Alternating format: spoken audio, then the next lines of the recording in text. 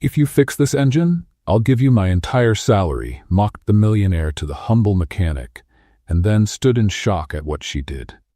Before we start the story, leave a comment telling us where you're watching from, and at the end, don't forget to rate this story from 0 to 10. Enjoy the story. Robert Mitchell walked into a mechanic shop for the 8th time, on the edge of losing his patience and his mind. The engine of his 1970s Chevelle SS, his personal treasure and the pride of the Mitchell family, had died right in front of Barnes & Sons Auto Repair, a garage tucked away on a side street in Brentwood, Tennessee. Robert looked at the place with disdain. "Is this where engines come to say goodbye?" he muttered to himself. The sign on the front was crooked, with some letters missing. Dust-covered tires were stacked outside. He sighed. This was all that was left. He walked to the shop entrance. At the back of the garage, he saw someone bent over the hood of an old truck. Dirty boots. Greasy jeans. A figure that looked just as old as the shop. He walked over and asked, not hiding the sarcasm in his voice, "Is there anyone here who can fix a real classic?" The person stepped out from under the hood. She wiped her hands on a worn cloth, lifted her face, and answered with a sharp smile, "I'm the mechanic, Sarah Barnes. I can take a look at your car." Robert went silent for a moment.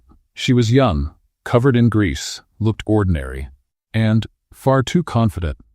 He raised an eyebrow. "You?" She nodded. "That's right. Miss, with all due respect, I've taken this car to 7 specialty shops. No one could figure out what's wrong with the engine, not even the best engineers in Nashville." Sarah crossed her arms, leaned against the truck bumper, and replied with a half-sarcastic smile, "That only happened because you didn't come here first." Her boldness almost made him laugh. Almost. "If you fix this engine, I'll give you my entire salary," he said with a mocking smile. Sarah smiled back, with even more sarcasm. "All right, but I want it in cash." Robert blinked. Her reply hit his pride like a slap. He expected a "just kidding" or a polite laugh, but she didn't even flinch. She just walked over to a rusty cabinet, pulled out an old toolbox with the name E. Barnes, handwritten on it, and walked up to the Chevelle like she was about to open a family secret. "Pop the hood?" she asked. Robert did it without thinking. Sarah studied the engine for a minute, like she was listening to something no one else could hear. She took a piece of hose, touched it to the engine block, and listened closely from the other end.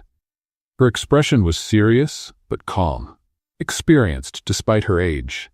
In less than 10 minutes, she removed 2 parts, made a manual adjustment to the ignition line, and cleaned the connectors with a short bristled brush. "Try it now," she said, stepping back. Robert climbed into the car, turned the key, and the Chevelle roared. Just like the old days. Deep, steady, clean. He shut off the engine, stepped out, and looked at Sarah like she had just done magic. "How did you?" he stammered. "It was just a reversed connection in the ignition system." "Your engine was asking for help," she said, shrugging. Robert tried to collect himself. "How much do I owe you?" Sarah didn't hesitate. "Your salary." He laughed, but the smile quickly faded. I was joking." She stepped forward and replied in a calm tone, but with piercing eyes, "My dad used to say a man's word is the word of a king, and a king doesn't go back on it. Are you a man, Mr. Mitchell?" He froze. "Tomorrow I'll bring the money." "I'll be here," she said, already turning back to the truck she had left open. Robert got in the Chevelle, started the engine, which now purred like a satisfied lion, and drove off without looking back. But inside the car, he bit his lower lip, defeated by the only mechanic who didn't try to impress him. She just did what no one else could, listened to the engine, and broke his pride along with it. Robert Mitchell spent the whole night crunching numbers. His monthly salary as chief engineer at Mitchell Automotive Industries wasn't small, $15,000 after taxes, enough to buy a brand new car, enough to make any Brentwood mechanic smile for a month. But it was also enough to bruise his pride. The next morning, he parked the Chevelle in front of Barnes & Sons Auto Repair at exactly 9 o'clock. The engine still purred perfectly. A constant reminder that a woman with dirty hands had done something the best Nashville experts couldn't. He stepped out of the car with a thick envelope in the inside pocket of his blazer. Cash, just like she asked. But Robert Mitchell wasn't a man who accepted defeat easily. Sarah was in the same spot as yesterday, bent over the engine of a faded blue Ford F-150. She wore the same grease-stained jeans, but today had a plaid shirt tied around her waist. Her hair was pulled back into a messy ponytail. Nothing glamorous, nothing remarkable, and yet she had outsmarted all his knowledge in 10 minutes. "Good morning, Miss Barnes," he said, trying to sound casual. She looked up without stepping out from under the hood. "Oh, you came back. I thought you'd forgotten our conversation." "A Mitchell never forgets a debt," he replied, pulling the envelope from his pocket. $15,000, just like I promised. Sarah wiped her hands on a rag and took the envelope. She opened it, counted quickly, and nodded. "Word of a king," she murmured, putting the money in a dusty drawer behind a stack of old manuals. Robert expected her to be impressed. He hoped for a thank you, or at least a smile. But Sarah simply went back to the F-150's engine, as if $15,000 were pocket change. That bothered him more than it should have. "You know what, Miss Barnes?" he said, crossing his arms. "I want to see if yesterday wasn't just luck." She stopped what she was doing and looked at him. "Luck? We've got an engine at our factory that's been giving us trouble for 3 weeks. A whole team of engineers hasn't been able to figure it out. Want to give it a shot?" Sarah dried her hands slowly, thinking, "Why would I do that?" "Curiosity? Money?" Robert shrugged. "Take your pick." She stepped closer, stopping just a few feet away. "If I fix that engine, you treat me with respect. No more condescending miss, no more side glances, no more testing if I got lucky." Robert hesitated. There was something in her voice that unsettled him, a kind of authority he didn't expect to find in a place like this. "Deal," he said, extending his hand. Sarah shook it firmly. Her palms were rough from work, but her grip was confident. "Then let's go to your factory." Mitchell Automotive Industries was on the other side of Brentwood, in a modern industrial complex with glass buildings and paved parking lots. Sarah stepped out of her faded red pickup and looked at the place with interest, but not intimidation. Robert led her to the development area, where a team of 5 engineers stood around a V8 engine laid out on a metal workbench. All of them wore white dress shirts and ID badges. "Everyone," Robert said, "this is Sarah Barnes. She's going to take a look at our issue." The engineers exchanged looks. One of them, a middle-aged man with glasses and a blue tie, frowned. "Is she a specialist consultant?" he asked, giving Sarah a full once-over. "She's a mechanic," Robert replied. The silence that followed was awkward. Sarah noticed the dismissive stares but didn't seem to mind. She walked to the bench and studied the engine carefully. "What's the problem?" she asked. "The engine starts, but it loses power after a few minutes," explained a blonde female engineer. "We checked injection, electrical system, cooling. Everything looks normal in the tests." Sarah nodded and asked for a pen. When no one offered, she pulled a blue pen from her pocket and began making notes on her own left arm. Numbers, simple diagrams, reference points. The engineers watched her like she was some rare animal. "Can I take the head off?" she asked. "Go ahead," Robert said. Sarah used the tools available on the bench and got to work. Her hands moved with precision, every motion deliberate. She disassembled the head in 15 minutes, examined each part one by one, then pointed to a small sensor attached to the side of the block. "Here's your problem," she said, touching the part. "Bad contact in the coolant temperature sensor. It's sending the wrong data to the ECU. The system thinks the engine is overheating and cuts the power automatically." "That's not possible," the man with glasses muttered. "We tested that sensor 3 times. "You tested it outside the engine," Sarah replied, still looking at the part. "The problem only shows up with vibration. The internal contact is loose." She unplugged the sensor, cleaned the terminals with a small brush, and reconnected everything. Then she reassembled the head just as quickly as she'd taken it apart. "You can test it now," she said, stepping away from the bench. The man with glasses started the engine. The V8 roared smoothly and held a steady idle. He gave it gas. The engine responded instantly. More throttle, full power, no performance drop. Everyone fell silent. Robert looked at Sarah, who was wiping her hands on a borrowed cloth. "You're a genius," he said, genuinely impressed. Sarah looked back at him with a half-smile. "I prefer to be called a mechanic." She returned the tools, waved to the team, and headed for the exit. Robert followed her, still processing what he had just witnessed. "How did you know?" he asked, catching up with her in the hallway. "I listened to the engine," she replied, without stopping. It told me where the problem was. Engines don't talk. Sarah stopped and turned to him. To those who know how to listen, they do. You just have to learn their language. She continued walking toward the exit, leaving Robert standing in the hallway with more questions than answers, and with the absolute certainty that Sarah Barnes was far more than just a small-town mechanic. She was a mystery he had to figure out. Robert Mitchell barely slept that night. The image of Sarah disassembling the engine in 15 minutes while 5 expert engineers just stood there watching in silence played in his mind like a misfiring piston. The next morning, he arrived at the office 2 hours earlier than usual. He sat in the leather chair behind his mahogany desk and began scribbling numbers on a notepad. Base salary, benefits, health plan, profit sharing. What would it take to convince someone like Sarah Barnes to work for him? At 10 a.m., he buzzed Jennifer, his secretary, through the intercom. "Jen, prepare an employment contract. I'll need it this afternoon." "For which position, Mr. Mitchell?"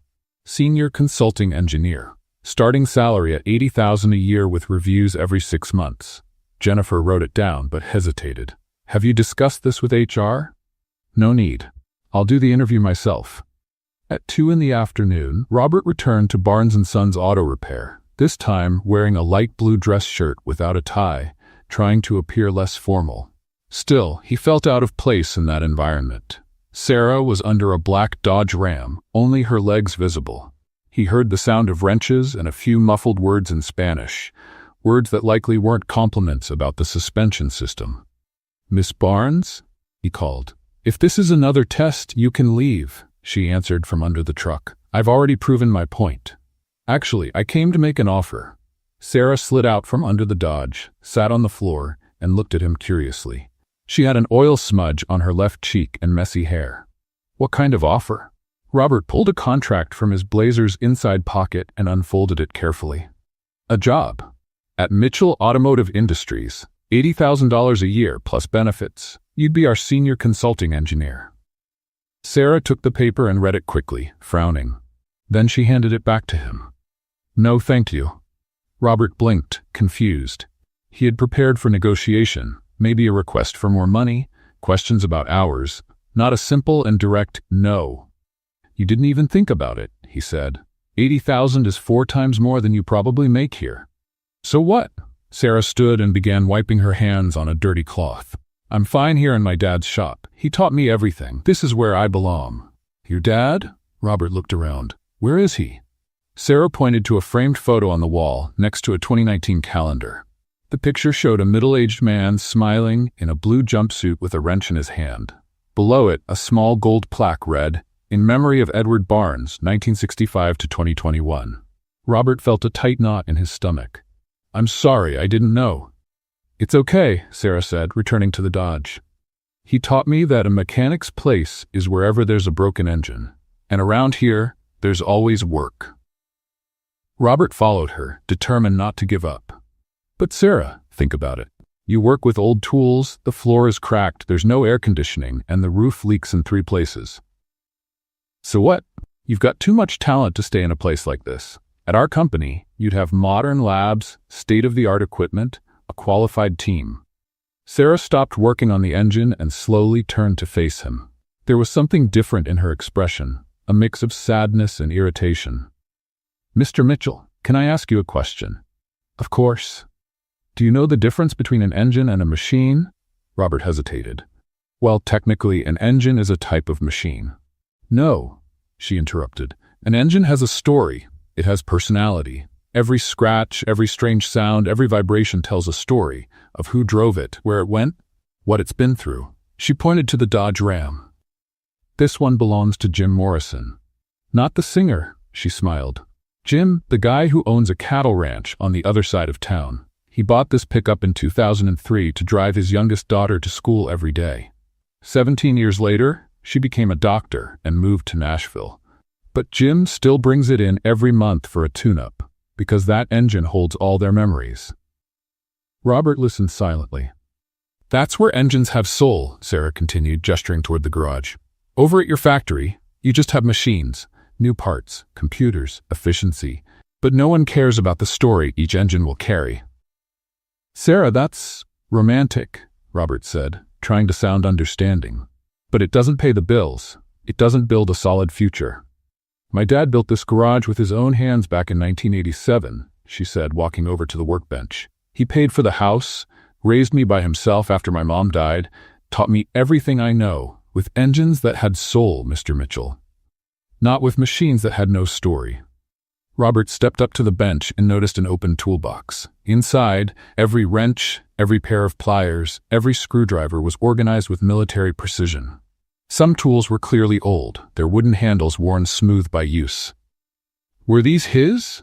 Robert asked, pointing to the tools. Some.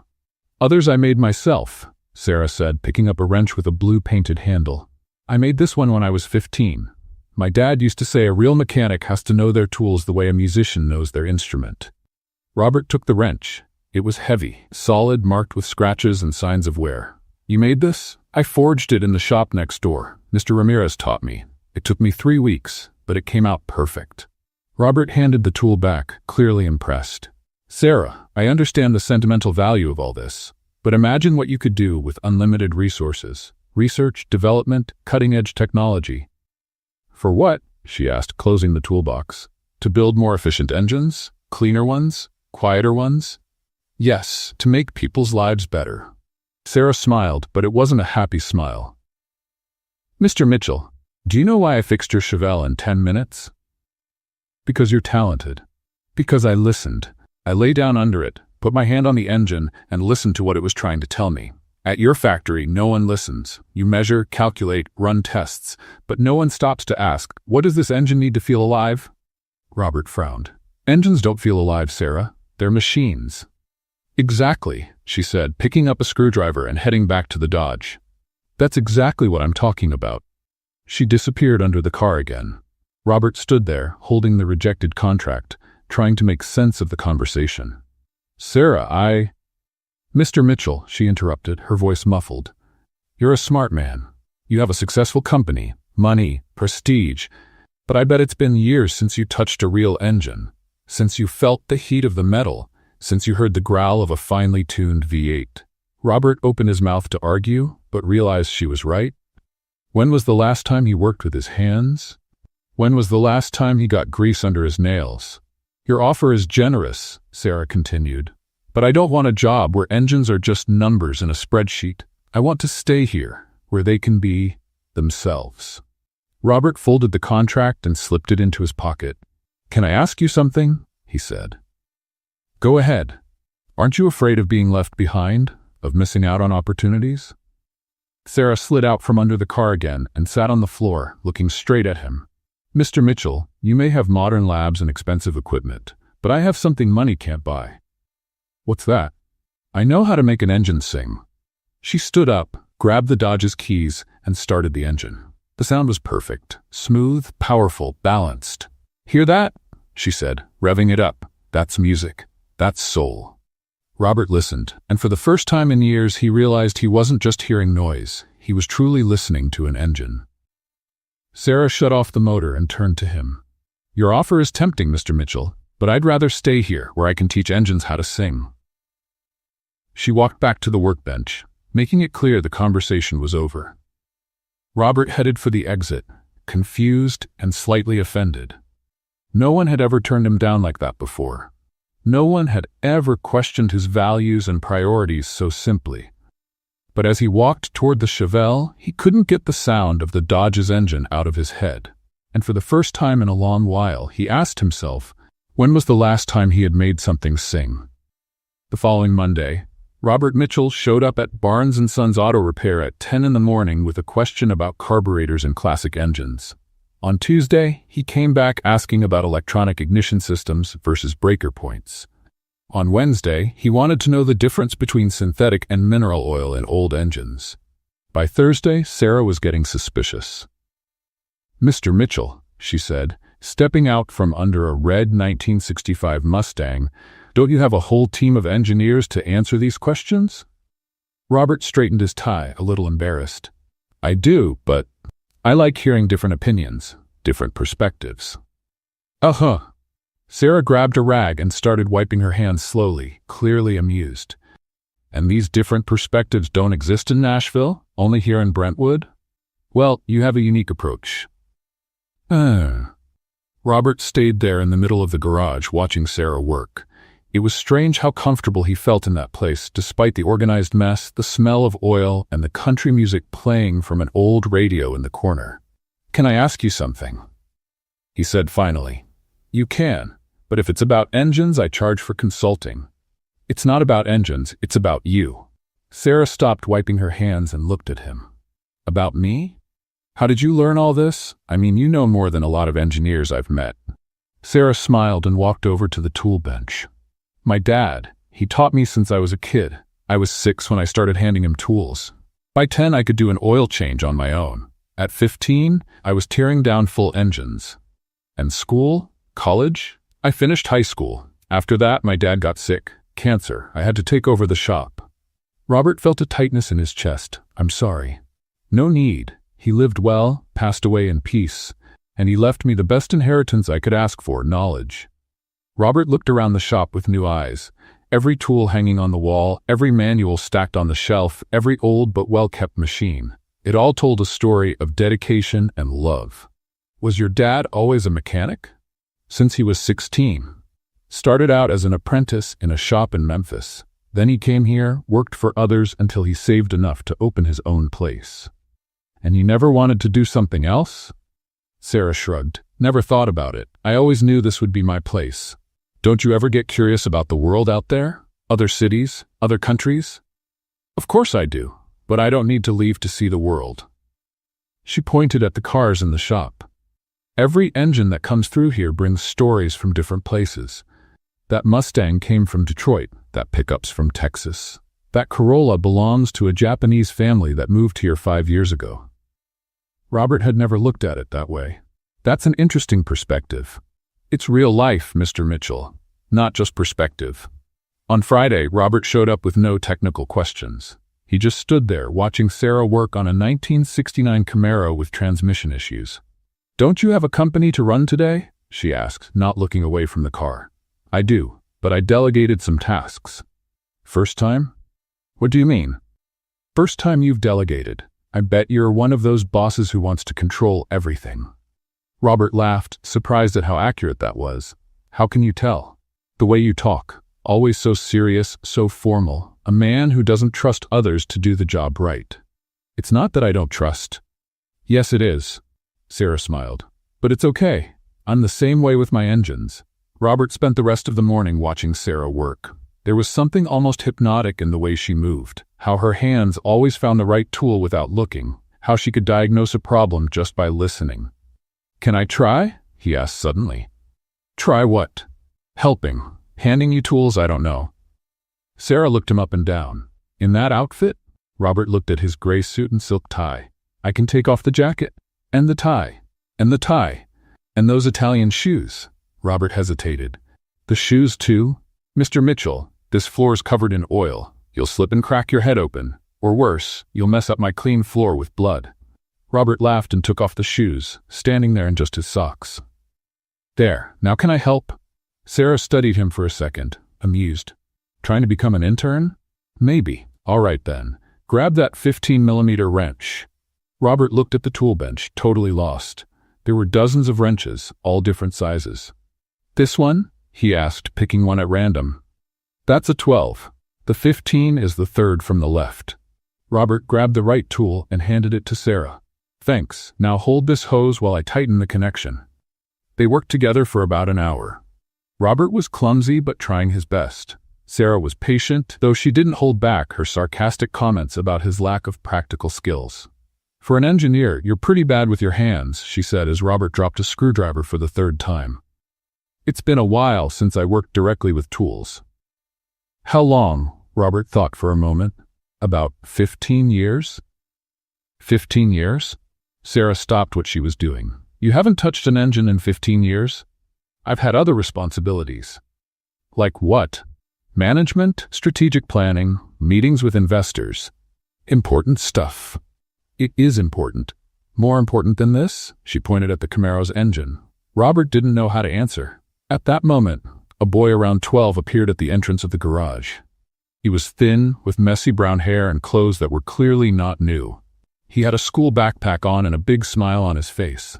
"Hi, Sarah," he called out, running toward them. "Hey, Chewy." Sarah opened her arms for a hug. "How was school?" "Boring. The math teacher gave us weekend homework. Tough life." The boy noticed Robert and frowned. "Who's this guy in a tie?" "This is Mr. Mitchell." "Mr. Mitchell, this is Chewy. He helps me here in the shop after school." Robert waved to the boy. "Hello, Chewy." "Hi." Chewy looked him over from head to toe. "Why aren't you wearing shoes?" "He was helping me," Sarah explained. "Helping?" Chewy laughed. "Men in suits don't know how to work on engines." "Chewy," Sarah scolded. "What? It's true. Suit guys only know how to talk. They don't know how to do stuff." Robert felt his face get hot, but he had to admit the boy had a point. "Do you live nearby, Chewy?" he asked, trying to change the subject. "I live at the Methodist Church orphanage. It's 3 blocks from here." "Oh. My parents died in a car crash when I was 8. I live there now." Robert didn't know what to say. The way the boy talked about his own tragedies so naturally left him speechless. "Chewy comes here every day after school," Sarah explained. "He's my official assistant." "Assistant?" Chewy stood taller, proud. "I'm a small engine specialist. Lawnmowers, chainsaws, stuff like that." "That's impressive," Robert said sincerely. "What do you do?" Chewy asked. "I'm an engineer. I own a company that makes engines." "Big engines?" "Yes, for new cars." "Oh," Chewy looked a bit disappointed. "New engines are boring. They don't have any personality." Robert glanced at Sarah, who was trying not to laugh. "Why do you say that?" "Because they're all the same," Chewy explained like it was obvious. "Old engines are different. Each one has its own way, its own mood. This Camaro here, for example, he likes to accelerate slowly. If you try too fast, he stalls." "How do you know that?" "Sarah taught me. She knows how to talk to engines." Robert spent the rest of the afternoon watching Sarah and Chewy work together. It was clear she had become a mother figure to the boy. She taught him with patience, corrected him gently, and protected him with fierce instinct. Sarah's a good cook too, sitting on a tall stool next to the workbench. She makes the best grilled cheese sandwich in Tennessee. "Chewy, stop telling Mr. Mitchell my life story," Sarah said, embarrassed. "Why? He seems nice. Kind of clumsy, but nice." Robert laughed. "Thanks, I think." "Sarah should date someone," Chewy went on, ignoring the death stare she gave him. "She works too much. She never goes out, never has fun." "Chewy, what? It's true, the last time you went out was 6 months ago for Mrs. Maria's birthday." "That's none of Mr. Mitchell's business." "Of course it is," Chewy said, turning to Robert with a cheeky grin. "I bet the guy with the fancy car is in love with Sarah." Robert almost choked. What? No, Look how red he got," Chewy yelled, laughing. "I knew it." "Chewy, stop it," Sarah said, though she was laughing too. "The fancy car guy's in love, Sarah. That's why he comes here every day pretending he has questions." Robert's face burned. The boy's observation was embarrassingly accurate. I have to go," he stammered, grabbing his shoes quickly. "He's running away," Chewy shouted. "That proves it." Robert said goodbye quickly and practically ran to the Chevelle. As he drove back home, he couldn't stop thinking about Sarah's laugh and the boy's words. Was it really that obvious? Had Sarah noticed? And more importantly, what was he going to do about it? Because for the first time in years, Robert Mitchell had to admit that a 12-year-old orphan was absolutely right. He was in love. Robert Mitchell spent the weekend trying not to think about Sarah Barnes. He tried to focus on financial reports, production spreadsheets, anything that could keep him busy. But every time he started the Chevelle, the smooth sound of the engine reminded him of her hands adjusting the ignition, the confidence in her movements, the way she talked to engines like they were old friends. And Chewy's words kept echoing in his mind. The guy with the fancy car is in love. On Monday morning, he walked into his office determined to forget about Barnes Auto and focus on what really mattered. Business. He had a meeting with investors at 10, a conference call with the development team at 2, and a stack of contracts waiting for his signature. But the moment he sat down and turned on his computer, his mind went back to Sarah saying his company only had machines, no engines with soul. The comment had struck a nerve, something deeper he didn't want to admit. At 9 in the morning, instead of reviewing the investor presentation, Robert found himself walking through the company hallways toward the basement archive. He didn't know exactly what he was looking for, but he had a strange feeling, like there was something important he'd missed. The archive at Mitchell Automotive Industries filled a massive room in the basement of the main building. Metal shelves stretched from floor to ceiling, packed with boxes sorted by year and department. Robert rarely went down there. Why bother with old paperwork when he had assistants for that? But today was different. He started with the boxes from the 1980s, when his father was still running the company. Gerald Mitchell had been a practical man, focused on results, who had turned a small family shop into a multi-million-dollar business. Robert had always admired him for that. The first box held supplier contracts, faded invoices, and company correspondence. Nothing interesting. The second had sales reports and market analysis. Still nothing. It was in the third box that he found it. Between a folder of registered patents and another of shelved projects, there was a thick manila envelope with a handwritten label, Barnes Project, 1987-1989, confidential. Robert's heart started racing. Barnes, same last name as Sarah. He opened the envelope carefully and pulled out a stack of documents. On the first page, a detailed technical design for a new type of carburetor, signed John E. Barnes, technical consultant. Date, March 15, 1987. Robert recognized the design immediately. It was the foundation of the electronic injection system that Mitchell Automotive had patented in 1990, and that went on to become one of the company's most profitable products in the years that followed. He kept flipping through the documents, more designs, more innovations, all signed by John Barnes. A more efficient cooling system, a valve configuration that reduced fuel consumption by 15%, improvements in the transmission system that increased engine durability. Every one of these ideas had later been developed and patented by Mitchell Automotive. Everyone had brought in millions in profits over the years. But nowhere did Robert find John Barnes's name on the official patent records. At the bottom of the envelope, he found a letter, dated December 10, 1989, addressed to Gerald Mitchell, signed by John Barnes. Mr. Mitchell, as we discussed yesterday, I confirm that I will no longer be able to provide consulting services to your company. Personal circumstances are forcing me to leave Nashville, making it impossible to continue our partnership. Thank you for the opportunity, and I trust that the projects I developed over the last 2 years will be useful for the growth of Mitchell Automotive. Sincerely, John Edward Barnes. Robert read the letter 3 times. John Barnes had left Nashville in 1989. Sarah had said her father moved to Brentwood and opened his own shop. The dates matched exactly. But something about the letter felt off. The tone was formal, almost cold, as if John Barnes had been forced to write it. Robert dug deeper and found a separate folder with handwritten notes from his father. The handwriting was hard to read, but a few lines stood out. Barnes wants public credit for the innovations. Explain that consulting work is confidential by nature. Increase payment if necessary to ensure secrecy. If he doesn't agree to the terms, consider terminating the contract. Robert felt his stomach turn. Slowly, the situation was becoming clear. John Barnes had developed groundbreaking innovations for the company. He wanted public recognition for his work. Gerald Mitchell had refused, probably to keep full control over the patents and profits. John Barnes had been forced to choose between well-paid anonymity and his professional integrity. And he had chosen his integrity. Robert kept digging and found more documents, confidentiality agreements signed by John Barnes, intellectual property transfer agreements, clauses giving Mitchell Automotive exclusive rights to any innovation developed during the consulting period. All perfectly legal, all completely unethical. His father had bought John Barnes' talent and then erased his name from the story. Robert went up to his office in shock. He canceled the meeting with the investors, locked the door, and stared out the window without seeing anything.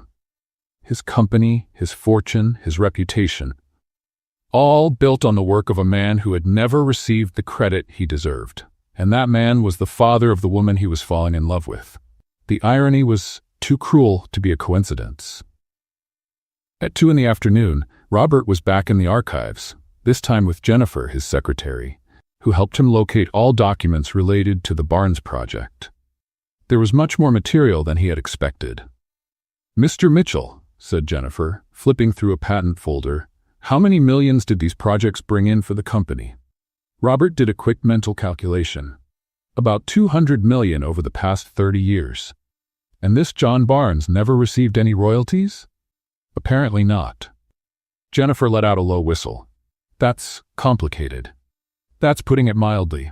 Robert spent the rest of the afternoon reviewing every document, every contract, every note. The more he read, the less he admired his father, and the more guilty he felt. John Barnes had been a genius. His innovations were decades ahead of their time.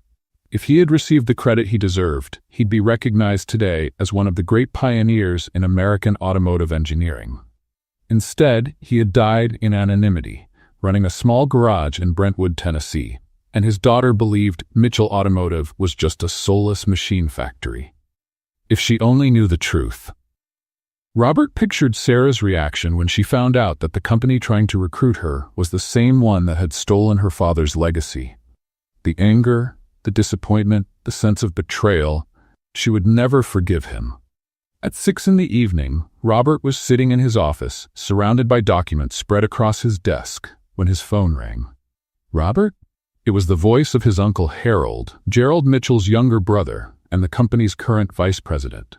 "Jennifer said you canceled all your meetings today. Is everything okay?" "Harold, I need to talk to you. Can you come to my office?"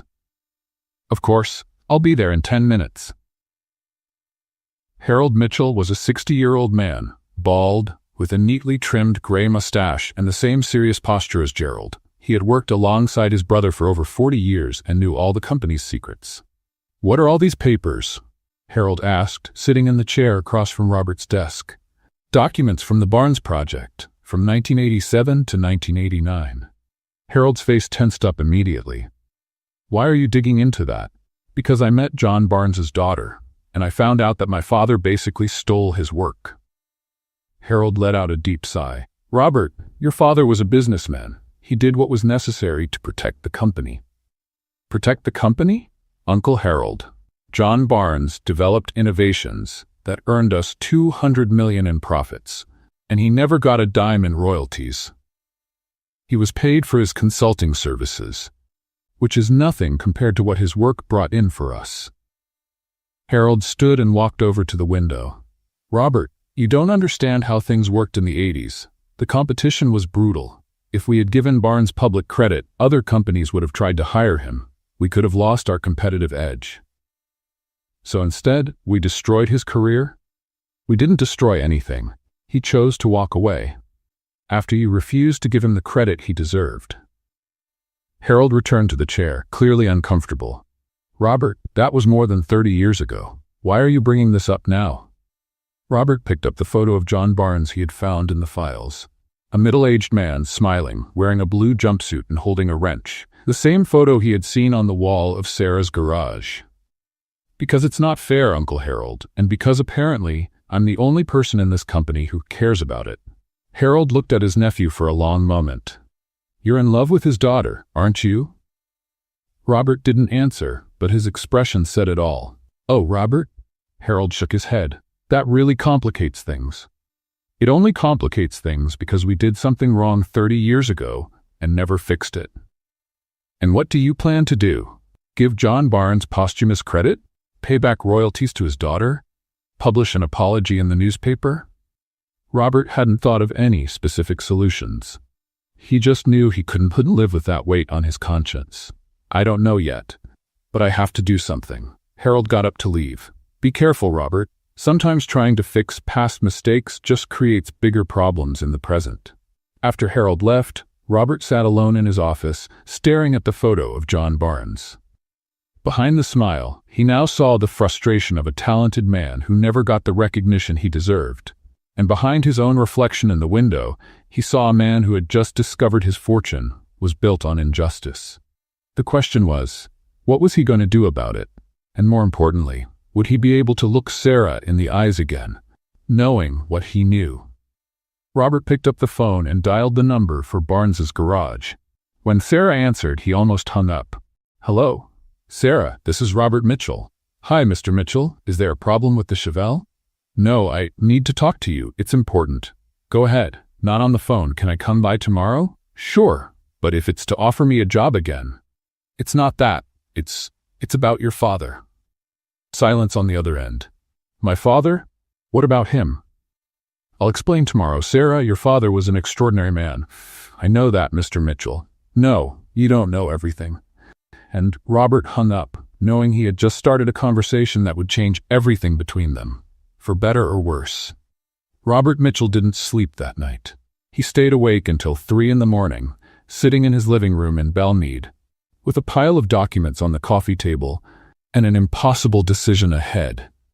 How could he tell Sarah that his company had taken credit for her father's work? How could he explain that the millions he inherited were partly the result of John Barnes's unrecognized talent? At 6 a.m, he gave up trying to sleep. He took a shower, put on a blue polo shirt and jeans, no suit today, and drove downtown Nashville. He had a mission. His first stop was Hatch Show Print, a historic print shop on Broadway that had been doing handcrafted work since 1879. Robert explained what he wanted to the owner: restore an old technical manual and engrave a name on the leather cover. How long will it take? Robert asked. For a job like this, usually about a week, the craftsman replied, a gray-bearded man who carefully examined the manual. I need it today. I'll pay whatever it takes. The man raised an eyebrow. That must be very important. It is. It'll cost 3 times the normal price. That's okay. At 10 a.m, Robert was at Vanderbilt University in the engineering library looking for information about automotive innovations from the 1980s. He wanted to better understand the historical context of John Barnes's projects, the importance of his contributions to the industry. What he found impressed him even more. John Barnes' innovations weren't just good. They were revolutionary. The electronic fuel injection system he developed was years ahead of competitors. Some of the solutions he proposed were only adopted by the German industry in the late 1990s. John Barnes wasn't just a talented mechanic. He was a visionary. At 2 p.m, Robert returned to the print shop. The manual was transformed. The leather cover, once worn and stained, now shined with a professional finish. On the front, engraved in elegant gold letters, it read, Automotive Innovations Manual, John Edward Barnes, Pioneer and Visionary, 1955 to 2021. It looks perfect, Robert said, paying the bill. I hope the person appreciates it, the craftsman replied. I hope so too. At 3 p.m, Robert parked in front of Barnes & Sons Auto Repair. He took a deep breath, grabbed the manual wrapped in blue gift paper, and went inside the garage. Sarah was under a red Jeep Cherokee, only her legs visible. Chu sat on a stool beside her, handing her tools. Hi, Mr. Mitchell, Chu shouted when he saw him. No suit today. Hi, Chewy. Thought this would be more practical. Sarah slid out from under the Jeep and sat on the floor, looking at Robert with curiosity. You said you wanted to talk about my father. Yes. Robert held the package tighter. But first, I brought something for you. Sarah frowned. A gift? Kind of. He held out the package. Sarah hesitated before taking it, looking a little unsure. She carefully opened the paper, and her eyes widened when she saw the restored manual. Where did you get this? I found it in my company's archives. I thought you might want to have it. Sarah opened the manual and flipped through the pages. They were detailed technical projects, complex diagrams, handwritten notes in her father's careful handwriting. Things she had never seen before. I didn't know he did all this, she murmured, gently touching one of the pages. Sarah, your father was a genius. These innovations, they changed the automotive industry. She kept flipping, and Robert saw tears welling in her eyes. Why do you have this? She finally asked. Robert swallowed hard. It was time for the truth. Because my company, because my father. He stopped, searching for the right words. Sarah, your father worked as a consultant for Mitchell Automotive between 1987 and 1989. She looked at him, confused. A consultant? He developed several projects for us, innovations that became very profitable. And Robert felt sweat running down his back, and he never got the public credit he deserved. My father wanted to keep the authorship secret. Sarah slowly closed the manual. Go on. When your father asked for recognition for his work, my father refused, said consulting work was confidential by nature. Your father, he chose to leave instead of accepting the anonymity. Sarah stood slowly, holding the manual to her chest. You're telling me your company stole my father's work? It wasn't theft, technically. There were contracts, legal clauses. Contracts you forced him to sign? Robert couldn't answer. Sarah walked over to the tool bench and carefully placed the manual on it. How much money did your company make from his work? Sarah, how much? About 200 million in the last 30 years. She closed her eyes for a moment. 200 million. Yes. And my father died owning a small garage, struggling to pay the medical bills for his cancer treatment.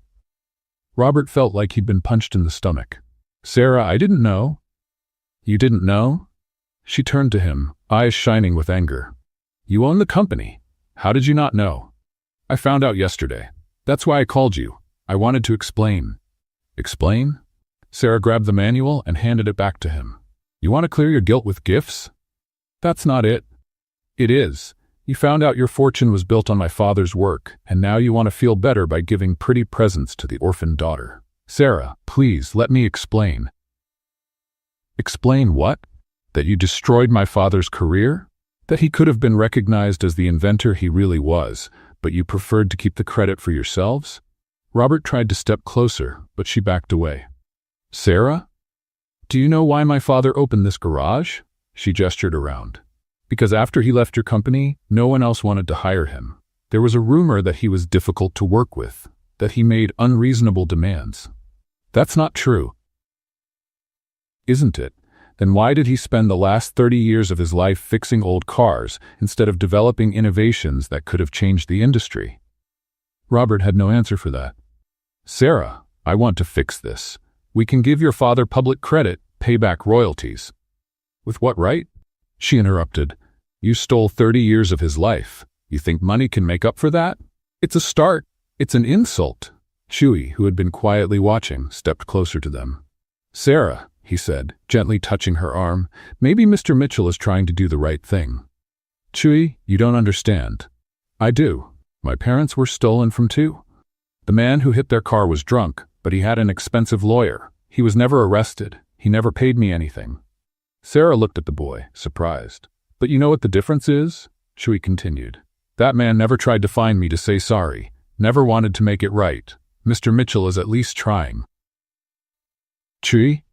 Sarah, you always tell me people deserve a second chance, that every engine can be fixed if someone has patience to listen to what's wrong. Robert looked at the boy gratefully. Thank you, Chewy. Don't thank me yet, Chewy said, turning to Robert. Sarah has every right to be angry. You did a very bad thing to Mr. Barnes.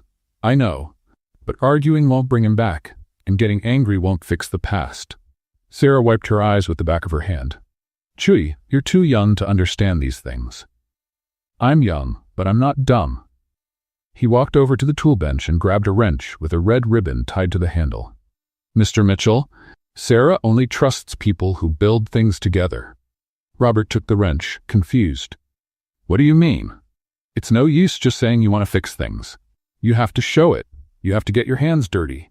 You have to build something new together with her. Sarah looked at Chewy, then at Robert, then at the wrench in her hands. Chewy, you can't just... Yes, I can. You always say broken engines can be fixed. People can be fixed too. Robert held the wrench carefully, as if it were something sacred. What do you want me to do, Sarah?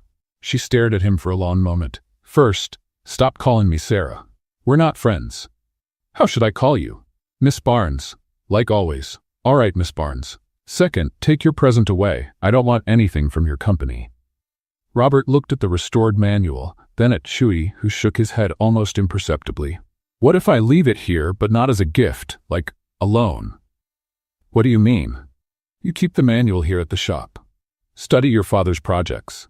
But it still belongs to Mitchell Automotive until we decide together what to do with it. Sarah thought for a moment. And what do you expect in return? Robert looked at the wrench in his hands. A chance to build something together. A chance to fix what my father broke. And how do you plan to do that? I don't know yet, but I know I can't do it alone. I need your help. Sarah took the manual back and put it on the bench. Mr. Mitchell, you destroyed my father's life. This isn't a charity project that's going to fix it. I know, But it's a start. It's a pathetic start. Then teach me how to do better. Sarah studied him silently for almost a minute. Why would I do that? Robert lifted the wrench with the red ribbon. Because, according to Chewy, you believe broken engines can be fixed. And I'm the most broken engine you've ever seen. Despite everything, Sarah almost smiled. You really are pathetic, Mr. Mitchell. Yes, I am. And arrogant. Also, and completely out of touch with reality. True. Sarah looked at Chewy, who was watching the conversation with interest. And you think I should help this man? I think you should give him a chance to show who he really is, Chewy replied. Not who his father was, not who his company is, who he is. Sarah sighed deeply. One chance, Mr. Mitchell. One single chance. If you disappoint me, if you try to buy me off with expensive gifts or generous offers, it's over. Understand? I understand. And don't come here every day pretending to have technical questions. If you want to talk, be honest. I will. And stop wearing a tie. Around here, we work. We don't have meetings. Robert smiled. You got it. Sarah took the wrench back. Now go. I have work to do. Can I come back tomorrow? You can. But come ready to really work. No just standing around watching. Robert waved to Chewy and headed for the door. At the door, he turned back. Miss Barnes? What? Thank you for the chance. Don't thank me yet, Mr. Mitchell. You have no idea what you're getting into. As he drove home, Robert looked down at his own hands on the wheel. Soft hands, no calluses, that hadn't touched tools in 15 years. Tomorrow that would change. Tomorrow, he would start learning the difference between machines and engines with soul. And maybe, with a lot of luck and hard work, he could fix more than just engines. Robert Mitchell arrived at Barnes & Sons Auto Repair the next morning at 7:30, half an hour before the shop opened. He wore faded jeans, a simple gray t-shirt, and old sneakers he'd found at the back of his closet, clothes he hadn't worn in at least 10 years. Sarah was already there, of course. She always arrived early. She was organizing tools at the main bench, with a steaming cup of coffee nearby. Good morning, Miss Barnes, he said, trying to sound casual. Mr. Mitchell? She looked him up and down. At least today, you don't look like you're headed to a business meeting.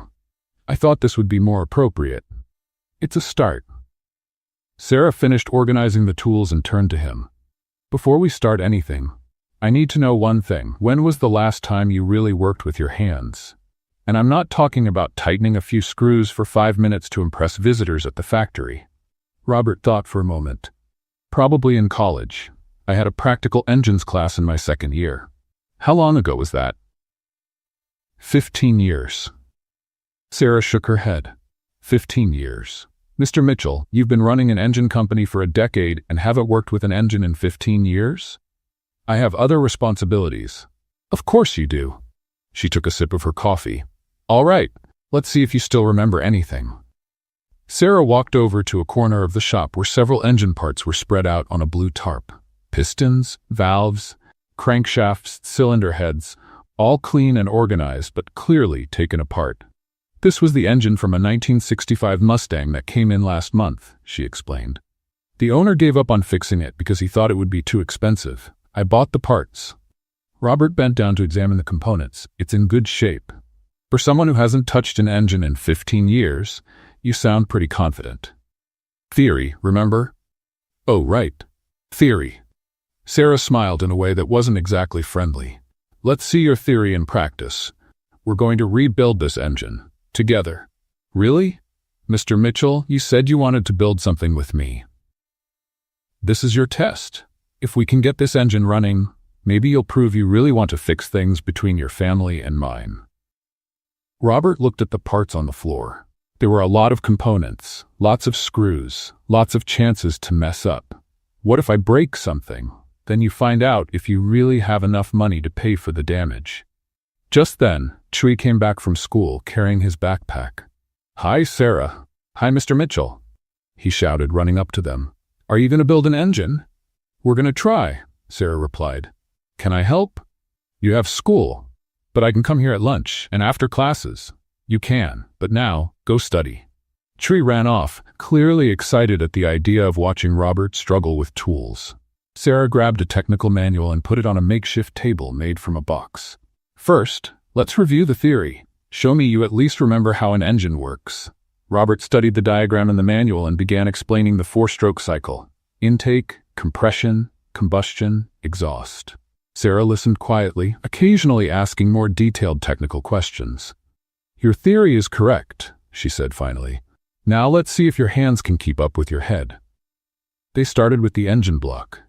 Sarah showed Robert how to check if the surfaces were clean and level, how to apply sealant on the gaskets, how to place the parts in the right order. Robert tried to follow the instructions, but his hands didn't cooperate. He dropped screws, put too much sealant in some places and too little in others, and took 3 tries to fit a simple head gasket correctly. "You're nervous," Sarah noted. "A little." "Why? It's just an engine." "It's just been a long time, and you're watching every move I make." "Mr. Mitchell, if you can't work with someone watching, you'll never work with me." Robert took a deep breath and tried to focus. Slowly his movements became more coordinated, not skilled, but at least functional. When they got to the pistons, Robert finally got one fitted right on the first try. "Getting better," Sarah said. "But you're still too tense. Relax. I'm trying." "No, you're not. You're overthinking it. An engine isn't math, Mr. Mitchell. It's instinct." Robert looked at her, confused. "What do you mean?" "Feel this bolt." She took his hand and placed it on a bolt he was trying to tighten. "Feel the resistance? When does it stop turning easily?" "I feel it." "That's the point. You don't need a torque wrench to know when it's tight enough. Your hand knows. And what if I tighten too much?" "Then you learn not to tighten too much next time." Robert tried to follow her philosophy. Instead of calculating the force mentally, he tried to feel what the bolt was telling him. It worked better than he expected. "You're starting to get it," Sarah said, watching him work. They spent the whole morning assembling the engine. Sarah was a tough but fair teacher. She corrected Robert's mistakes without embarrassing him, but didn't accept sloppy work either. "Again," she said when Robert tried to install a valve without checking if the surface was completely clean. "But it's almost clean." "Almost doesn't count." Again. Robert removed the valve, cleaned everything again, and reinstalled it. This time it was perfect. "Better," Sarah said. At lunchtime, Chewie showed up as promised, bringing sandwiches for all 3 of them. "How's it going?" he asked, sitting on the floor beside them. "Your friend here knows theory but has office hands," Sarah said, biting into her sandwich. Robert laughed. "Thanks for the encouragement." "It's true," Sarah insisted, but she was smiling. "You think too much. You want to calculate everything. Engines don't work like that." "How do they work then?" "You talk to them, listen to what they need, feel where the problem is." "Engines don't talk, Miss Barnes." "They do. You just haven't learned their language yet." Chewie laughed. "Sarah's right. I've seen her talk to engines. Sometimes they answer." "That's not crazy," Sarah said seriously. "It's experience. When you work with engines for 20 years, you learn to recognize every sound, every vibration, every sign they give." Robert looked at her hands, stained with grease, with small cuts and calluses from years of work. "You like this, don't you?" "Manual work. I like the feeling of fixing something that was broken, giving new life to something everyone thought was junk." "Is it satisfying?" "More than any corporate meeting you've ever had, I bet." Robert couldn't disagree. In the afternoon, when Chewie got back from school, they were finishing up the assembly. The engine was almost done, just a few final adjustments and the electrical systems to connect. "Can I start it?" Robert asked. "Not yet. First we have to check everything." Twice, Sarah guided him through a careful inspection. They checked all the bolts were tightened correctly, all connections were secure, and all fluids were at the right levels. "Now you can try," she said finally. Robert turned the ignition key. The engine coughed once, made a strange noise, and died. "What was that?" he asked, worried. "Calm down. The first try rarely works." Sarah opened the hood and checked some connections. "Here, this hose was loose." On the second try, the engine started. It wasn't a perfect roar, but it was running. "We did it!" Chewie shouted, jumping for joy. Robert smiled, surprisingly moved. It was just an old engine, but it was something he built with his own hands, for the first time in 15 years. "How do you feel?" Sarah asked. "Good. Really good, actually." "Different from signing contracts?" "Completely different." Sarah turned off the engine and closed the hood. "Mr. Mitchell, We still have a lot of work ahead. This engine runs, but it's not perfect. It'll need adjustments and improvements. Like our situation. Exactly. She looked him straight in the eye. Today you proved you can get your hands dirty. You can listen to instructions and follow directions. That's a start. Only a start? Mr. Mitchell, you've been away from real engines for 15 years. One day's work won't make up for that. But today you showed you have potential, if you want to keep learning. Robert looked at his grease-stained hands, the tools spread around the engine they had built together. I want to keep going. Even knowing it's going to be hard? That I won't go easy on you? Especially because of that. Sarah smiled, the first real smile she had given him. Then we'll be back tomorrow. We'll tune this engine until it sings. And after that? Then we'll see if you really learned anything about engines with soul. As they cleaned the tools, Chewie came up to Robert. Mr. Mitchell, can I ask you something? Of course. Why do you want so badly to impress Sarah? Robert stopped cleaning the wrench he was holding. It's not about impressing, Chewie. It's fixing something that was broken. The engine? Among other things. Chewie nodded as if he understood perfectly. Like my dad always said, the best things in life need to be built slowly, with patience. Your dad was a wise man. He was. I think you two will be friends. Friends? You and Sarah, after you finish fixing each other. Robert looked at Sarah, who was organizing tools on the bench. She worked with economy of movement, every gesture precise and necessary. There was a grace in her skill that he had never noticed in anyone else. I hope so, Chewie. It will be. Broken engines can always be fixed. People too. When Robert left the shop that afternoon, his hands were dirty, his back ached, and he was more tired than after any day in the office. But he was also more satisfied than he had felt in years. For the first time since discovering the truth about John Barnes, he felt he might really be able to fix things, one bolt at a time. 3 weeks later, Robert Mitchell had become a regular at Barnes & Sons Auto Repair. Every day at 7 in the morning, he parked his Chevelle in front of the shop and spent the next 8 hours learning everything Sarah was willing to teach. And she taught a lot. Robert now knew how to tell the difference between the sound of a poorly tuned engine and one that just needed fresh oil. He could change brake pads without needing step-by-step instructions. His hands had developed calluses, and his back had gotten used to bending under hoods. More importantly, he was starting to understand what Sarah meant when she talked about engines with soul. That Friday, Chewie came home from school carrying a cardboard box. "Look what I brought," he shouted, setting the box down on the workbench. "What's that?" Sarah asked, wiping her hands on a rag. "My old radio. I found it in the church storage. Thought it would be nice to have some music here in the shop." Robert looked at the device. It was a 1990s boombox with a telescopic antenna and buttons worn from use. "Does it work?" he asked. "Let's find out," Chewie said, plugging it into the nearest outlet. The radio came to life with a soft static, then caught a country station. Johnny Cash's voice filled the shop with Ring of Fire. "Perfect," Chewie exclaimed, turning up the volume. Sarah smiled. "It's been a while since we had music here." "Your dad didn't like music?" Robert asked. "He did, but after he got sick, I don't know, it stopped making sense to have music playing." Robert understood. Some things lose their meaning when tied to sad memories. "But now it makes sense again," Chewie said, dancing alone to the music. Sarah laughed at the boy's performance and went back to the engine she was working on, a Ford F-150 with transmission problems. "Mr. Mitchell," she said, "can you help me with this? I need someone to hold this part while I tighten the bolts." Robert stepped forward and held the part in place. They worked in perfect sync, Sarah guiding and Robert following her instructions. The country music created a relaxed atmosphere Robert had never experienced in a work setting before. "You know," he said, watching Sarah work, "I never thought work could be fun."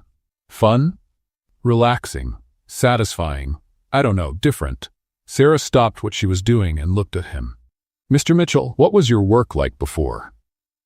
"Meetings. Lots of meetings. Report analysis, budget approvals, investor conferences." "Sounds boring." "It was, but I thought it was important." "And now?" Robert thought for a moment. "Now I realize there's a difference between important work and work that makes sense." Sarah smiled and went back to the transmission. They worked in silence for a few minutes, listening to the music and occasionally laughing at Tree's comments. He had named himself the shop's official DJ. That's when Robert noticed the shop's sign. The sign on the front of the building was faded, with some letters peeling. Barnes & Sons Auto Repair was still readable, but barely. That sign needs a new paint job, he said. Sarah followed his gaze. I know. It's been on my to-do list for about 2 years. Why haven't you done it yet? Time, money, priorities. Robert studied the sign more closely. The structure was solid, it just needed fresh paint. I can paint it for you. Mr. Mitchell, you know how to paint? Can't be too different from assembling an engine, right? Instruction, patience, attention to detail. Sarah laughed. Painting is very different from mechanics. Then you teach me. I don't know how to paint signs. Then we learn together. Chewy, who had been listening, shouted from across the shop, I know how to paint. My art teacher showed me. Chewy, a shop sign is different from school drawings, Sarah said. But it's just paint and brush, right? And I have a steady hand. Robert looked at Sarah. How about we try it on Saturday? I'll buy the paint. You and Chewy provide the artistic skills. Sarah hesitated. Mr. Mitchell, you don't have to keep spending money here. It's not spending, it's investing. Investing in what? Robert felt his face warm. In doing things right? Sarah studied him for a moment. Okay, Saturday we paint the sign. On Saturday morning, Robert arrived at the shop carrying cans of paint, brushes, rollers, and everything else the hardware store clerk had recommended. You bought enough paint to cover the whole shop, Sarah observed, looking at the amount of supplies. I'd rather have too much than too little. Chewy was already there, wearing an old t-shirt and with his hands covered in blue paint. I already started, he shouted, showing a wooden board where he had painted Barnes & Sons in crooked but enthusiastic letters. Chewy, that's not the shop sign, Sarah said. I know, I'm practicing. Robert laughed at the boy's dedication and began preparing the real sign for painting. Sarah helped him sand the surface and apply primer. You really don't know how to paint, she said, watching Robert struggle with the brush. I'm learning. You're making a mess. That's part of the learning process. Sarah grabbed another brush and started painting next to him. Her movements were much steadier, even though she had no experience with signs. How do you make this look so easy? Robert asked. Same as with engines, patience and instinct. They worked side by side all morning. Chewy acted as the official assistant, handing brushes, mixing colors, and giving artistic suggestions that weren't always practical. What if we make the letters green? He suggested. Why green? Sarah asked. I don't know. Green's nice. We'll stick with blue, Robert said. It matches the rest of the shop. As the sign took shape, Robert felt the same satisfaction he had when putting together the engine weeks before. There was something deeply rewarding about making something real with your own hands. This is looking good, Sarah said, stepping back to see their work. Really? Really? For someone who's never painted a sign before, you're doing well. Robert smiled, proud of the compliment. They finished painting late that afternoon. The sign looked much better than Robert expected. The letters were even, the color was bright, and the final result looked professional. It looks great, Chewy exclaimed, admiring their work. It really does, Sarah agreed. Thank you, Mr. Mitchell. My pleasure. They started cleaning up the paint supplies when Robert noticed Sarah was quieter than usual. Something wrong? He asked. No, just thinking. About what? Sarah stopped cleaning the brush she was holding. How strange this all is. What? This. You here, helping with things that have nothing to do with your company. Painting signs, putting together engines, handing me tools. Robert didn't know how to answer. Is it strange in a bad way? I don't know yet. Chewy, sensing the tension, grabbed the radio and turned up the volume. A livelier song started playing. You're both too serious, he said. We just did some good work. We should be celebrating. Sarah forced a smile. Chewy's right, it really did turn out great. But Robert could tell something was bothering her. Sarah, Miss Barnes, if something's wrong... There's nothing wrong, she interrupted, a little sharply. Everything's fine. Doesn't sound like it. Mr. Mitchell, don't analyze me like I'm one of your business reports. The sharpness in her voice caught him off guard. I wasn't analyzing. I was trying to understand. Understand what? Why you suddenly got strange. Sarah set the brush down on the bench harder than needed. Maybe because I still don't understand what you really want here. What do you mean? You show up here every day, help with everything, act like you're part of the family. But I don't know if that's real or just another test. Robert frowned. A test? To see if I'm trustworthy, if I'm competent enough, if I deserve you to fix my dad's situation. Sarah, it's not like that. Isn't it? Then why do you still act like you're judging me all the time? I don't act like that. You do. You watch everything I do, analyze every word I say, like you're checking if I pass your approval test. Robert felt frustration rise.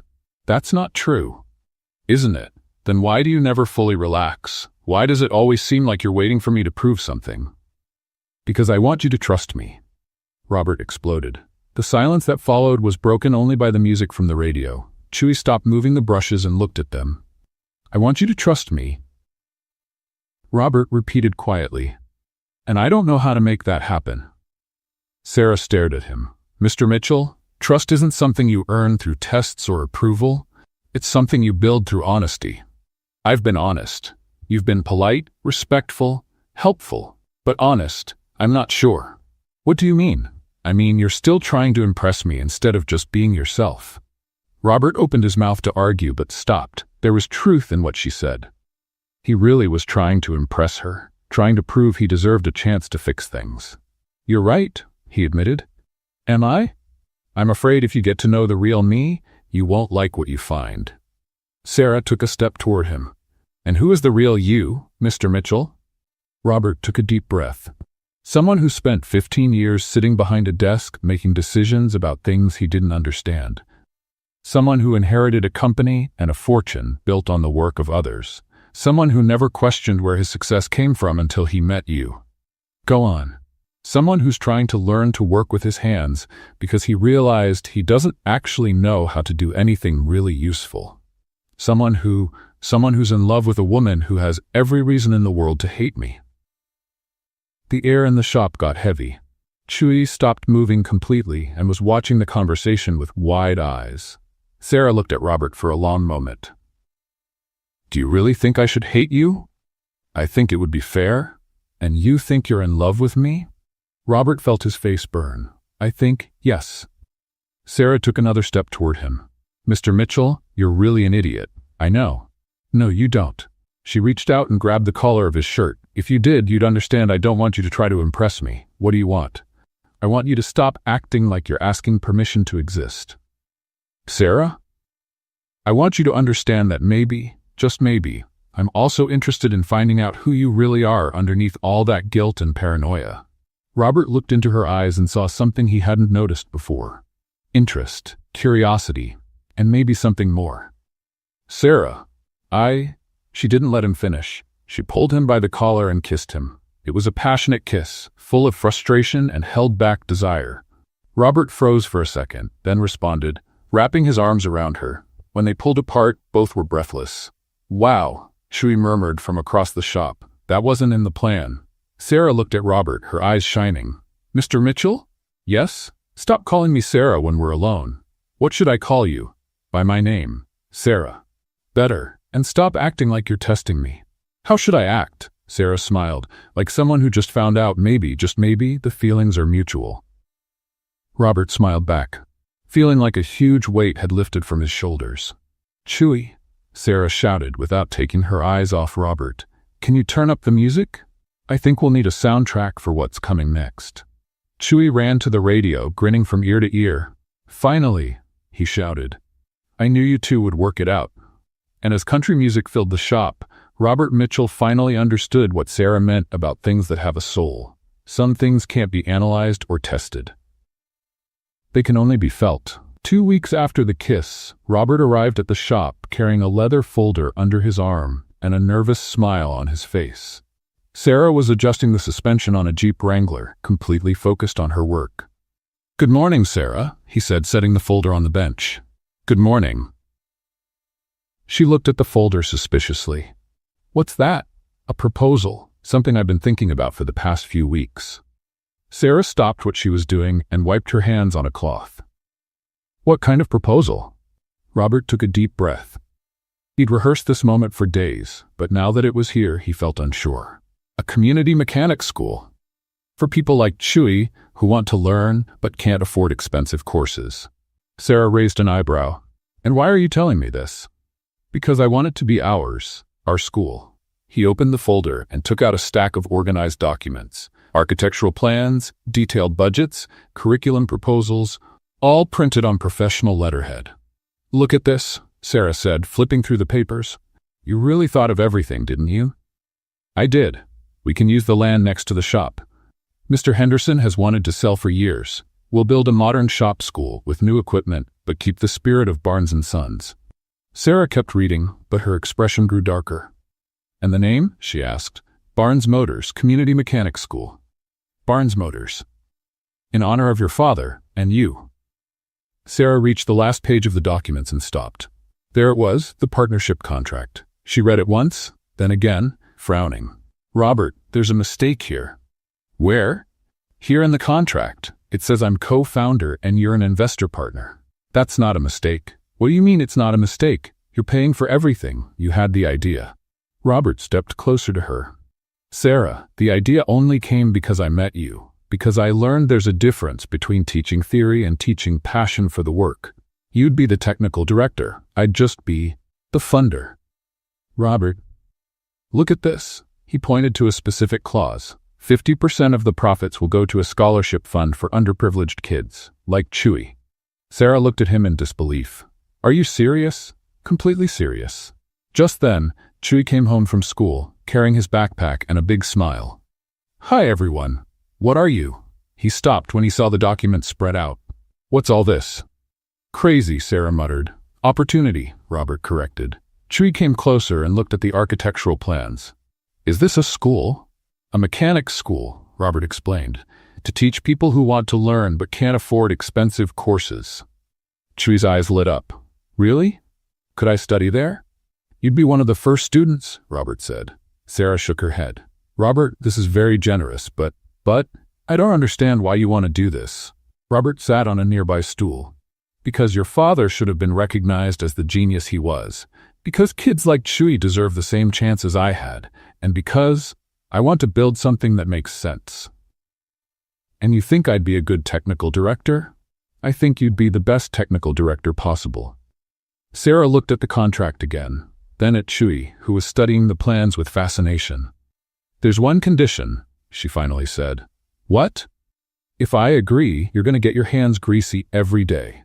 No sitting in an office managing stuff. You'll teach, guide, work directly with the students. Robert smiled. I can live with that. And one more thing, Chewy will be our first student advisor. If he says something isn't working, we change it. Deal. Chewy jumped up with joy. I'm going to be an advisor, Sarah. Does that mean I get to help make decisions? It means you tell us if we're messing up, Sarah replied, smiling. Cool. Can I start now? Sarah looked at Robert one last time. Are you sure about this? It's a lot of money, a lot of work, a lot of risk. Sarah, for the first time in my life, I'm absolutely sure about something. She picked up a pen from the bench. Then, let's make history. And she signed the contract, making official the partnership that would change their lives forever.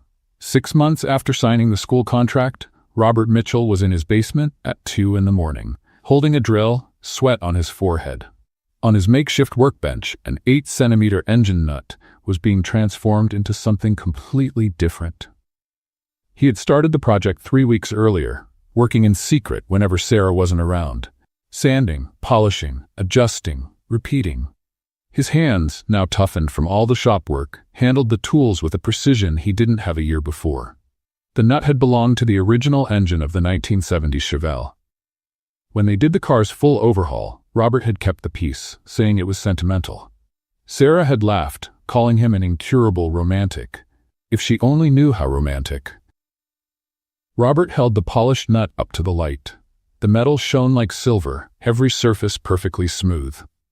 In the center, where the bolt hole used to be, he had set a small diamond that had belonged to his mother's engagement ring. It wasn't conventional, definitely not traditional, but it was perfect for Sarah. The next morning, Robert arrived at the shop carrying a polished wooden box. Sarah was checking on the school's construction progress outside, watching workers install the last windows. "It's looking beautiful," she said without taking her eyes off the building. "Just like the technical director," Robert replied. Sarah laughed. "Very sweet, Mr. Mitchell." "Sarah, I need to talk to you about something." "Go ahead." "Not here, inside." She followed him into the shop, curious about the serious tone in his voice. Chewie was at school, so they had privacy. "What is it?" she asked. "You seem different." Robert carefully set the box on the bench. "Remember your dad's toolbox, the one you showed me on the first day?" "Of course, the E. Barnes. Why?" "You said it was broken. The latch didn't work anymore." "That's right. I couldn't open it properly." Robert turned the box toward her. It was the same box, but fully restored. The metal gleamed, the latch worked perfectly, and the name E. Barnes had been re-engraved in deeper letters. "Robert, how did you?" "I borrowed it 2 weeks ago, when you went out to buy parts." Sarah ran her hands over the box's surface, touched. "It's perfect, exactly like it was when my dad bought it." "Open it." Sarah flipped the latch. The box opened gently, revealing a blue velvet lining inside. In the center, where the tools usually were, sat a small white satin cushion, and on the cushion, the ring. Sarah stayed silent for a long moment, looking at the polished nut that shone like a precious jewel. "Robert, this is an engine nut for my Chevelle, the one you fixed the first day we met. You made a ring from an engine nut, with the diamond from my mother's ring." Sarah carefully picked up the ring, turning it in the light. "It's the most ridiculous thing I've ever seen." Robert felt his heart stop. Ridiculous, and at the same time, the most beautiful. He breathed a sigh of relief. "Sarah Barnes," he said, kneeling by the bench, "a year ago you fixed my engine in 10 minutes, but it took much longer for you to teach me that engines have a soul. Robert, you taught me how to work with my hands, to listen to what engines are telling me, to find satisfaction in fixing broken things." Sarah held the ring, her eyes shining. "More importantly, you taught me that some things can't be bought or bargained for. They have to be built, with patience, honesty, and hard work. Keep going. I don't just want to build engines with you, Sarah. I want to build a life, a family, a future where we teach others that honest work and true love are the only things that really matter." Sarah knelt beside him. "Robert Mitchell, are you asking me to marry you with a ring made from engine scrap?" "I am." "In my dad's workshop next to a Jeep that needs its transmission fixed?" "I am." Sarah smiled, tears running down her face. "Then my answer is yes. Of course it's yes." Robert slid the ring onto her finger. It fit perfectly. "You're sure?" he asked. "It's going to be a different life. Grease on your hands, hard work, engine problems every day." "Robert, I wouldn't change this life for anything. Not for all the traditional rings in the world." They kissed right there on the shop floor, with the smell of oil in the air and the sound of tools in the background. And when Chewie came home from school an hour later, he found them still hugging, planning a future built with their own hands. "Finally," he shouted, "can I be the best man?" "You can," Sarah said, showing the ring, "but only if you promise not to cry at the ceremony." "I promise." Chewie lied, already emotional. And so, with laughs and tears, they started planning the most unusual wedding Brentwood, Tennessee had ever seen. The yard at Barnes & Sons Auto Repair had never held so many flowers. Strings of yellow lights hung between the trees, and chairs borrowed from the Methodist church formed an improvised aisle between the workbenches. It was Saturday, 10 in the morning, and Brentwood's most unusual wedding was about to begin. Robert Mitchell adjusted his navy blue coverall for the 5th time, trying to calm his nerves. The fabric was new, but the cut was the same as the ones he'd learned to wear in recent months. On the chest pocket, embroidered in gold letters, read, "Barnes Motors, co-founder." "You're more nervous than the first time you put together an engine," joked Harold, his uncle and best man. "Much more nervous," Robert admitted, looking around. The guests were an odd mix. Executives from Mitchell Automotive sitting beside neighbors from the shop. Chewie had insisted on inviting the entire school class, who now filled 2 rows, whispering excitedly. The pastor from the Methodist church, a kind man named Reverend Williams, was organizing his notes on a bench covered with a white lace cloth. Next to him, the altar was decorated with old tools belonging to Sarah's father, polished until they shone like silver. "Here she comes," Chewie shouted, running up to Robert. The boy wore a small, borrowed suit and carried a miniature toolbox, painted white and decorated with blue ribbons. Inside it were the wedding rings, both made by Robert using the same method as the polished nut, but smaller and more delicate. The music started. It wasn't the traditional wedding march, but At Last by Etta James, playing on the same old radio Chewie had brought months ago. And then Sarah appeared. She walked alone, she had insisted on that. Wearing a white coverall she had embroidered herself with small blue flowers. Her hair was loose, with a simple daisy crown. On her feet, her usual work boots, clean and polished. Robert felt as if the air had been knocked out of his lungs. Sarah was radiant, smiling with a mix of happiness and mischief he had learned to love. "Breathing helps," Harold whispered in his ear. The ceremony was simple and heartfelt. Reverend Williams spoke about true partnerships, about building something lasting together, about finding beauty in life's simple things. When it was time for the vows, Robert pulled a crumpled piece of paper from his pocket. "Sarah," he began, his voice trembling slightly, "you taught me that the best things in life don't come ready-made. They have to be built, piece by piece, with patience and love." Sarah smiled, her eyes shining. "You taught me that engines have a soul, that honest work is the greatest wealth, and that sometimes the right person shows up at the right time to fix everything that was broken in our lives." Chewie sniffled audibly in the front row.